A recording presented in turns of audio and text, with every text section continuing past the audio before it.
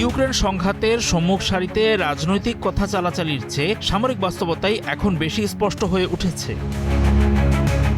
লড়াইয়ের বিভিন্ন গুরুত্বপূর্ণ পয়েন্টে রুশ বাহিনীর অগ্রযাত্রাই অব্যাহত আছে। তারা ইউক্রেনীয় প্রতিরক্ষা ব্যবস্থাকে দুর্বল করে দিচ্ছে। গত 19 ডিসেম্বর রুশ প্রেসিডেন্ট ভ্লাদিমির পুতিন দাবি করেছেন, যুদ্ধক্ষেত্রের কৌশলগত নিয়ন্ত্রণ এখন পুরোপুরি রাশিয়ার হাতে।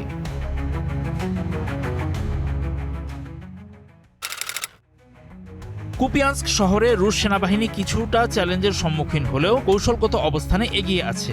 ওস্কল নদী দিয়ে বিভক্ত এই শহরের পশ্চিম অংশ বর্তমানে রাশিয়ার নিয়ন্ত্রণে। বাম তীরে প্রায় 3500 ইউক্রেনীয় সৈন্য কার্যত ফাঁদে পড়েছে। যদিও ইউক্রেনীয় পাল্টা আক্রমণের ফলে সরবরাহ ব্যবস্থা কিছুটা বিঘ্নিত হয়েছে এবং রুশ সেনাদেরকে ড্রোনের ওপর নির্ভর করতে হচ্ছে। রুশ কমান্ড এখন বাম তীরের রেলওয়ে হাবটি দখলে মন দিয়েছে। লিমান শহরে ইউক্রেনীয় বাহিনীর অবস্থা অত্যন্ত নাজুক। রুশ বাহিনী শহরের পূর্ব অংশ বিচ্ছিন্ন করে ফেলেছে এবং প্রধান সরবরাহ সড়কগুলো আটকে দিয়েছে। স্লাভিয়ানস্ক অভিযানের জন্য উত্তরাঞ্চল সুরক্ষিত করতে লিমান দখল করা রাশিয়ার জন্য জরুরি। তীব্র রসদ সংকটের কারণে সেখানকার ইউক্রেনীয় সৈন্যরা রীতিমতো ধুঁকছে।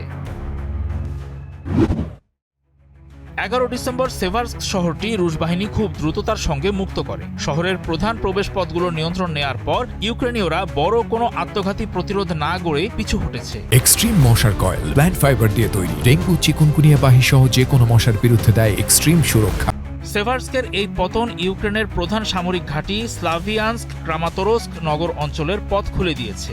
রুশ বাহিনী যদি নদী পার হয়ে উঁচু ভূমিতে শক্ত অবস্থান নিতে পারে, তবে ইউক্রেনকে তাদের পরের প্রতিরক্ষা লাইনও ছেড়ে পালাতে হবে।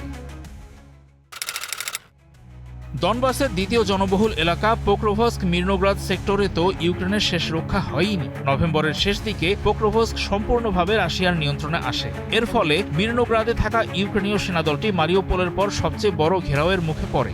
এরই মধ্যে মির্নোগ্রাদের প্রায় 95% এলাকা খালি করা হয়েছে। শত শত ইউক্রেনীয় সৈন্য আত্মসমর্পণ করেছে। যে কোনো সময় এই দুই শহরের চূড়ান্ত পতনের আনুষ্ঠানিক ঘোষণা আসার সম্ভাবনা আছে।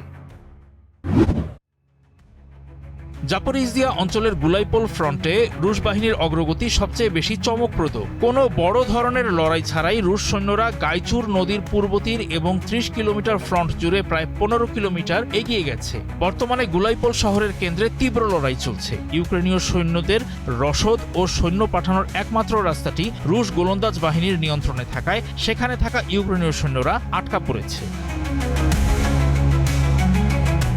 রুশ বাহিনীর এই বহুমুখী জয়যাত্রা বলে দিচ্ছে ইউক্রেনীয় সামরিক বাহিনী তাদের প্রতিরক্ষা লাইনগুলো ধরে রাখতে হিমশিম খাচ্ছে।